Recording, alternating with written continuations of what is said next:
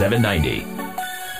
Jet Life, man, this is Spiller. I took over, man. I'm broadcasting live on Sports Rap Live on Sports Talk 790 AM. Jet Life, though. You already know. To the next life. Jet Life. To the next life. Yeah, y'all heard Currency? That was a Currency drop. You know, he lives that diamond life as well. You see him on jets, you see him on planes. He's all over the country right now, getting ready for the Stoned Immaculate, which drops on June 5th, along with Big Crit, another diamond lifer. And both those albums drop on June 5th. That's going to be a big day in music. But hey, it's a big weekend in baseball, and we're going to continue on in the Martinez Report before getting into some soccer later on with Soccer Talker Luis, and then a very special Sneak of the Week and sneak peek of the week here with Kadoma. Kadoma ran down the street to get some of this famous Fairfax pizza, so he'll be back in just a little bit. But Andrew, let's get into the power rankings right now and talk about your top 5 teams of the week in Major League Baseball. Wait. Did you say Kadoma just left the place to go get pizza? Of course he did. Hey, it's Yo-Yo Sundays. You already know how it goes down, man. You're on your own, kid. Man. Hey, but if you want the Flyers Diamond gear, man, you walk right here to 451 North Fairfax in West Hollywood, California, and it's all here, Tito. Racks on racks on racks. I bet. I'm going to get some pizza and be right over there in a second. Hey, bring me a beer while you're at it, if you don't mind. No problem. Awesome. I should have taken over to the store as well. All right. All right, Andrew, let's get in the power rankings. All right, number 5 this week, the team we've just been talking about, that's the Dodgers. You know, they're in a 3-8 run right now. You know, they've lost 8 of the last 11. Put that in a different way for you. But Matt Kemp being out for at least 4 weeks with a pulled hamstring, and this is a hamstring that's worse than the last time he pulled it. So, I mean, they're just not in a good place right now. They just got swept by the Brewers, you know, on a 4-game streak. And then after that, they just lost 2 out of 3 to the Rockies on the road. You know, one of those games was a 13-3 pounding they took. So they're just not looking real good right now, as far as my opinion. It just seems that also the team isn't. What are y'all laughing at over here? I'm sorry. It's just Bass went down, and the face that he was making is just like a kid who just couldn't get the candy at the store when you're checking out. Look at this. Like, oh. Yeah, well, Brandon Bass looked like he took a nut hit right there from the backside. Yeah, that's going to the belly button in a second. That hurts. Yeah.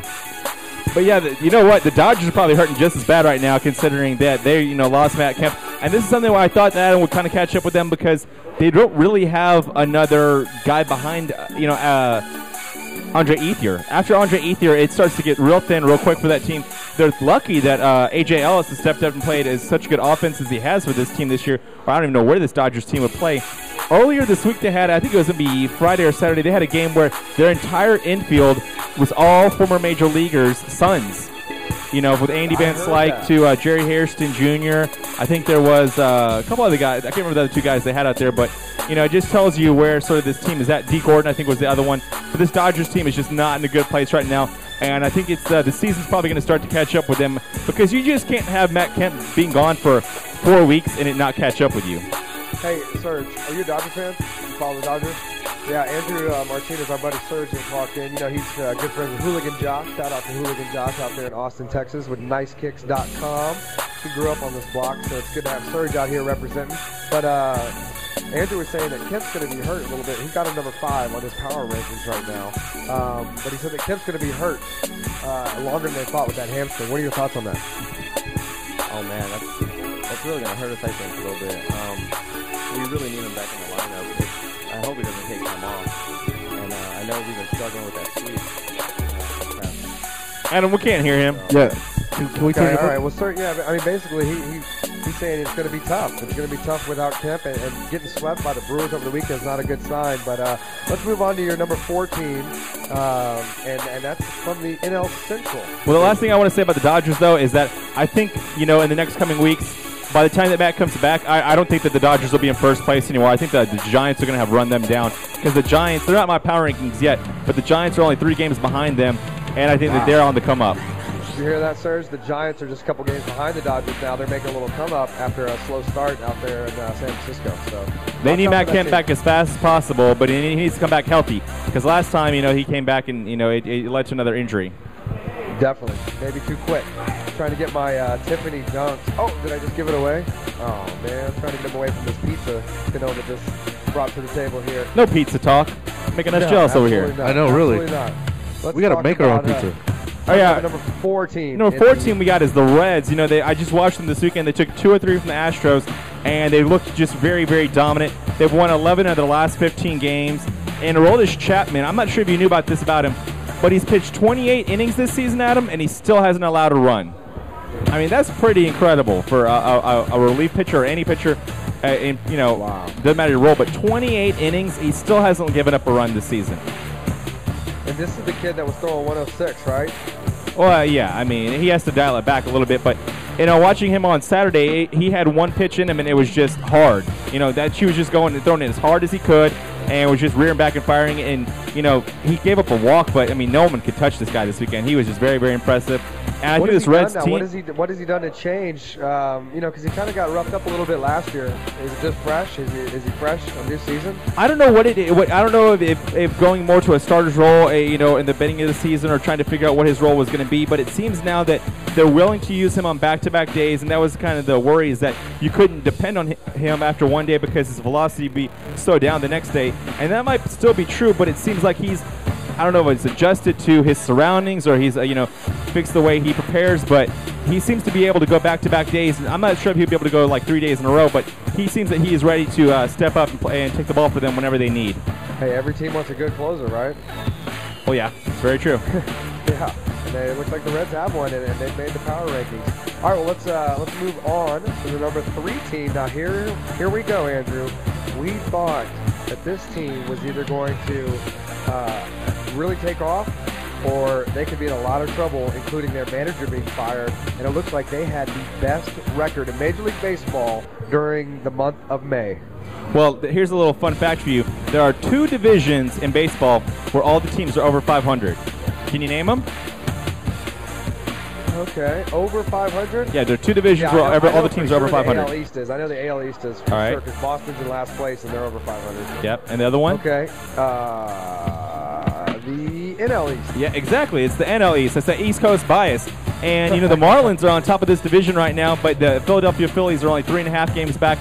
And the Marlins have just had an incredible May, the best record with 21-8. You were just talking about it. And this season, this month, they've already gone 2-1 in June.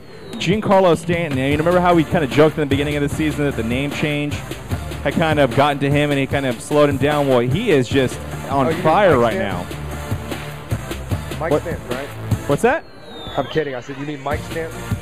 Yeah, no, not Mike Stanton. Now it's the legit Giancarlo, and this kid's just killing it. Also, Omar Infante, he's been playing some great second base and been hitting really well for them. We joked before that he was an all-star whenever he did get elected last time, but this time it seems that if he does make the all-star team, he could even start for them. I don't know if he can start over Altuve, but he could definitely start for the all-star game. He's been having that good of a season. And Hanley Ramirez, his offense has picked up. It's not like a typical Hanley year that he's had in the past where he was just a stud, but Hanley Ramirez is having another good season. My only issue with this team is Heath Bell. Heath Bell still looks like he's still struggling to find his way in the back end of that bullpen. Sorry, before you get to Heath Bell, how's Hanley's defense been at third base? Because that was one question a lot of people asked. It wasn't, was he going to hit? It was how he's going to play third base. I haven't watched that many games from them to see how well he's been playing. I know he hasn't been kicking any balls or not, like running out the plays like he has in the past. And I think that's also a product of, Ozzie Guillen letting everyone know where they stand. He's not going to let anyone slack off. So I think that the transition for someone who played shortstop, I think it's definitely easier to go from shortstop to third than it is to go from third to shortstop. Sure. But it's definitely a transition for him because he's not getting to see all the, into the home plate to see where the play is going to be or where the ball is going to go. So it's definitely a transition for him, but it doesn't seem like it's been that bad of one so far. My real issue with that team as far as defensively is making sure that they get, who's the guy I'm looking for that they had to kind of move around? Oh, Logan Morrison, to make sure that he's at first base because he was just so bad in left field for them. I think that move alone would help them defensively. I hope so. What do they call him, Lomo? Yeah, Lomo. Yeah, he's low, all right. That batting average is low. All right, did you? So Heath Bell, that was your big issue with this team, and if they can get through the stretches there where he gives up the farm, then they could be all right there. Well, the other good thing is that with Ozzie Guillen, he won't let a guy. If a guy doesn't look like he has it out there, he'll just pull him. He doesn't care if you're the closer. He'll just if Heath Bell's out there and he walks someone, he just looks like crap. he'll just go out there and pull him. He doesn't care, what your name is on the back of your jersey or what your supposed role is on the team. He just wants to win the game. And I think that's a real benefit for this team, because if you look at how he managed the bullpen for the White Sox, it was the exact same way. And the White Sox always had good bullpens, mostly because of Don Cooper, but also because of the way that Ozzie managed them. And I think the way that Ozzie's trying to learn to manage around Heath Bell has been pretty good. Very good. All right, well, let's move to the number 2 team, Andrew. The number 2 team this is their first time, I think, in the power rankings, so the debut at number 2 is pretty lofty praise. Which is ironic, because this team, we just talked about a manager that used to manage this team. Yeah, and that's the White Sox. They're on a 14-2 run right now. They've just been red hot. They have the best starter in baseball right now, and at least in the American League, and that's Chris Sale. He leads the American League in ERA. That's probably not the guy. If I gave you probably 10 chances to guess, you probably wouldn't come up with Chris Sale as being the ERA leader in the American League at 2.3. So he's been incredible for this team. And the other thing, it's just not the pitching, it's also the offense. Paul Konerko is maybe the hottest hitter in the AL. He's batting an AL league leading 366. So this team it's coming together at the right time, which is pretty ironic considering I thought this White Sox team was just a mess before the season, because I didn't really know what direction they were going from after their sort of ambiguous moves in the offseason that Kenny Williams made. But it seems like Diane Viciedo has just been tearing the cover off the ball. He's been having a great last 2 weeks, and it seems like all those guys combined with the stabilization of the bullpen, the back end with Addison Reed. I like the White Sox where they're going right now. It seems like the Tigers, they really are going to have to make up some ground in these next month or so to try and keep up with this White Sox team. Looks like it. Well, hey, one guy that kind of dropped off the map was Humber, right? The kid that threw the perfect game earlier. Yeah, he has really been struggling since his perfect game. Yeah. Well, hey, they got some guys carrying them, but let's carry everybody to that number 1 spot. Tito, you got a drum roll for us? I bet he does. Oh, Tito's getting ready. Of course he is. All right, as we get to the bottom of the hour, it is 8:30 in H-Town, 6:30 here on the West Coast. The team that was just out on the West Coast, the number 1 team. That is a pretty loud drum roll, sir. Yeah, that's a great drum roll. Go big or go home. I agree. Thank you. Number 1 team, and still number 1. They've been pretty much number 1 the whole season. They might go wire to wire with it. That's the Rangers. Texas Rangers, and they were just out here with a 3-game series in Anaheim, and Angels snuck in a win on Friday night. Yeah, they've lost 4 of the last 5, but, I still have faith that the Rangers are the number 1 team. You're going to have skids where you lose 4 out of 5. You're going to have streaks where you're not always playing your best baseball. It's being consistent. And I think consistently, this Rangers team has shown that their offense is just one of the best offenses out there. They're just going so hot from one guy to the next. It seems like, Beltre is playing well, and then Hamilton's been on fire this entire season. Even Andrus, Kinsler have been picking it up. None of those guys have been hurt, thankfully, knock on wood, But now they have Roy Oswalt. We kind of touched on it last weekend because it was just kind of announced. But Roy Oswalt, he threw 2 shutout innings yesterday at Round Rock in AAA for them. He's supposed to make probably about 5 or 6 starts. So we might see him at the beginning of July, right around the All-Star break. He might come back after the All-Star break or right around then to help this Rangers team. But I think that while he might not be the best, addition in the world, think about who is running in the running for his services. The Angels wanted this guy. So I think the Rangers did themselves a great service by, hey, listen, even if we don't need this guy, let's go ahead and sign him to make sure that our opponent doesn't get him, So I think having that, and that also when Neftali Feliz comes back into the team when he's healthy, that's just going to make their bullpen that much better. I mean, we've already seen what this guy could do as a closer. So I think having him with Joe Nathan and Mike Adams and Alexi Ogando, I mean, this team is shaping up to be, I mean, they're just, I don't know who's going to be able to top them in the power rankings, much less in the playoffs when that comes around, because they're just bolstering the bullpen. The offense looks great. So another week and another number 1 ranking. Well, hey, nobody tops you, kid, as far as the baseball goes, and that is the Martinez Report. We'll get into some more. We'll update some scores later on. We've got extra hours. Yep, 1 up for Andrew for sure. But right now, we got to take it from baseball and throw a curveball and get into some soccer. And I know Soccer Talker Luis is there. He's got Ordinary Fan at the table with him. And let's talk a little bit about what's happening with you, Soccer Talker Luis. How are you, sir? I'm doing good. How you doing over there in LA, Adam? Oh, It's great, man. It's great. I was asking some of the guys in the shop. I said, people into soccer, and I guess there's a lot of international fans here that live in LA. But as far as local fans, I guess there's really not a big Galaxy fan base that you would see like the Dynamo have. City of Champions. Well, they're losing. I think they're just gonna drop ship. But like the Galaxy, they're losing. They dropped that quick. I mean, after winning the championship last year, that's how fair weather soccer fans are. They've been dropping the whole year the way they've been playing the last few games for LA. Wow. Including the one that was just held at BBVA Compass Bank Stadium where they lost to the Houston Dynamo 2-1. Yeah, that, and they lost to a third-tier U.S. Open Cup last week. Wow. Well, hey, you guys can follow Soccer Talker. It's Soccer Talk Luis on Twitter. And let's get right into it. The Dynamo wrap-up with very special guest, Ordinary Orange fan. How are you tonight? Hey, what's going on, Adam? Good to hear your voice, man. Thanks for hanging out with the Rap Pack tonight. Hey, I appreciate the getting on with invitation. Luis. Appreciate the invitation. All right, man. Well, let's get right into it. Hey, Luis, set it off, man. Tell us about the atmosphere this past Thursday at the Compass Bank Stadium. Well, what an atmosphere this past Thursday at the BBVA Compass Stadium to see the men in orange. The Dynamo host Valencia, the Valencia La Liga team from Spain. It was just a great atmosphere. Another sold-out crowd of 22,039 just to see an amazing matchup. It was just a great game, great atmosphere. It started off with a bang. In the second minute of the game, Valencia scores by a great strip by Pablo Piatti on Adam Moffett, which he passed to Aritz Aduris for a score to make it 1-0, making it the fastest goal given up in competition this year against the Dynamo. Well, whenever they host these friendly like this, this is basically just warm-ups? Are these warm-ups for this team? Tell people a little bit about friendlies and what they are.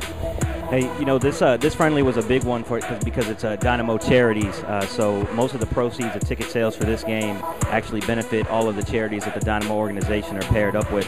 So while some friendlies beginning of the year can just be warm-ups, this is a big one to raise money. So they try to bring the biggest team out there, and by far this is the fourth year. The Dynamo Charities Cup, and this time around they brought out a team from Spain, by far their biggest opponent so far. Are you sure that it's not so Oscar De La Hoya can put another trophy of himself, a statue of himself, out in front of BBVA Compass Bank like he's got here at Staples? No, not. We haven't seen that this far, but that might be coming soon, I'm sure. Okay. All right. Can you imagine they had a De La Hoya, a statue of him kicking the soccer ball with some pantyhose on? Yeah, some pantyhose on, Tito. You're so bad. All right, well, hey, let's talk about the game itself. Yeah. Well, in the 14th minute, the hottest player for the Dynamo, in my book, is Kalen Carr. He knocks it up 1-1 with a 22-yard shot, an amazing goal. And this guy, Kalen Carr, has been on the road lately. Ever since being moved to the right wing, this guy has been on fire, bring momentum to the team. And I said it on Thursday when I interviewed him after the game. I have some interview clips, but I played that on my Twitter.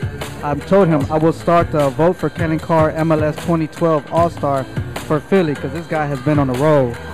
So are you telling us you have some behind-the-scenes interviews on your Twitter at Soccer Talk Luis? They will be going on tonight. Unless I could get some of the feedback on now on the interview, but I don't know if I can do that now. I don't know. We got plenty of time. We might. Yeah, we can set up at the next break if you give me a break. Yeah, we can do that. We'll definitely play some of that audio. All right, so hey, let's continue on. Yes, sir. 3 minutes later, what happened in the 17th minute? All right, just 3 minutes later, Valencia, the same guy, Pablo, actually got a pass out to the same forward, Aduris. He actually scored the second goal of the game. He got a ball at the top of the box and just flicked it over the Dynamo defender and right into the corner of the net past Tyler Derrick, our backup goalkeeper. Made it look real easy to take the lead 2-1. Now, is this Valencia's? This is their club team. This is everybody, or is this the young guys? Is this the backups? Is this the reserves? 'Cause we've heard even Coach Kinnear there in Houston hasn't been playing. He hadn't been putting all the bullets in his gun either. I think it was a mixture of both their starters and backups and reserves, but it wasn't their complete team because there was a few major players that missed the trip due to injury and due to the end of the season just to stay home and spend time with their family. So it's just a Charities Cup, like another friendly game. So most of the teams are not going to bring the top-notch players to play in the exhibition to avoid injury. All right, well then, I'm sure it being a charity and a friendly in the second half, you see a lot more of the young guys, the reserves in there, and it's probably a little less exciting due to some of the substitutions. Yeah, just taking caution, just bringing the substitutions just to throughout the second half. Just play it safe. They don't want nobody to get hurt, so most of the second half was kind of actually less exciting than the first half. It's just like an all-star game, but sometimes people score big in the first, and then they try to score big at the end, and that's what happened in the last 3 minutes of the outcome. Dynamo almost had 2 great goals, but the goalie for Valencia was just great stops, and the last play of the game was actually a blocked goal, and that was the end of the game. Could have tied it up 2-2, but it went Valencia's way. But what a great 3 minutes to end the game, though.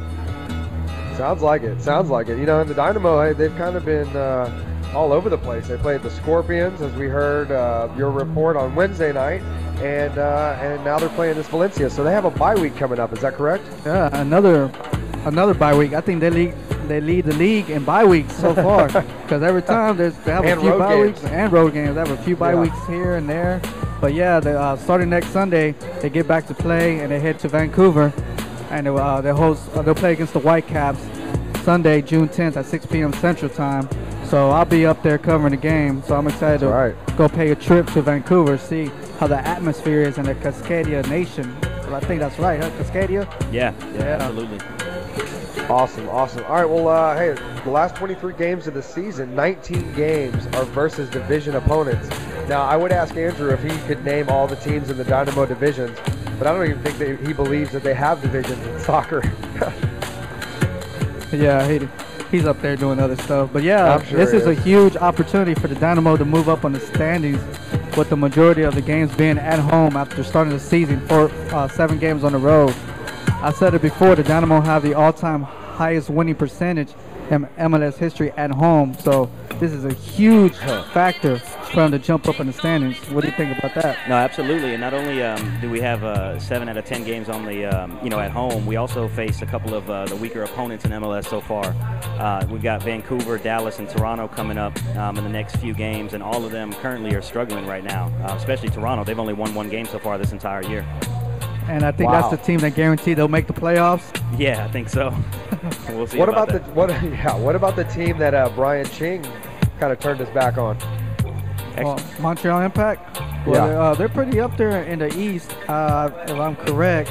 I think they're sitting on 13 points, if I'm not mistaken. They played a couple of more games than Houston, but they're right below the Dynamo in 8th position right now with 12 points. 13. So Luis, reset this and tell us who we're talking to here in Houston at Junction Bar. Who you got there at the table with you? Oh, we got Ordinary Fan Blog on Twitter. He has his own website. He talks about the Dynamo. He talks about everything that's going on in soccer. He's a huge Mexico fan. Where can I find that at? OrdinaryOrangeFan.com. OrdinaryOrangeFan.com, and it's a website dedicated to the Dynamo coverage. 100% recaps, schedules, standings, etc.